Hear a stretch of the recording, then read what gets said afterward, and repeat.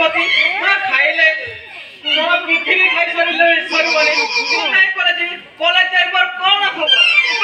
ସେଇଥିପାଇଁ ତତେ କଲେଜ ପଢଉଛି ନା ଆଉ କଣ ପାଇଁ ବାପା ତୁ ଦେଖୁନୁ ମୋବାଇଲ ଧରି ଯୋଉ ଦଳ ଦଳ ହେଇଥିବ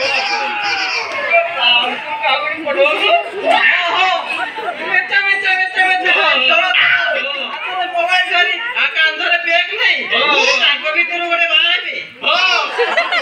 ତାଙ୍କ ଭିତରୁ ଗୋଟେ ପୋଟେସନ ବାହା ହେଇଛୁ ମୁଁ ଶଳା ଡିଜେ ବଜେଇ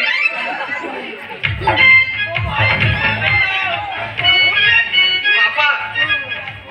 ମୋ ପୁରା ଚେହେରା ଦେଖି ଲୋକମାନେ ଯେତେ ଆସୁଛନ୍ତି ପୁରା 7 ରୂପେ କଥା ସେଇଥିପାଇଁ ମୁଁ କହୁଛେ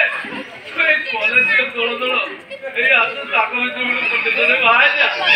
ବାପା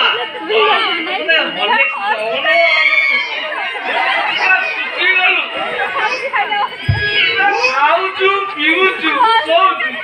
ଯାଉଛି କଣ ହର୍ଲିକ୍ସ ଦଉନୁ ଆଉ ବାପା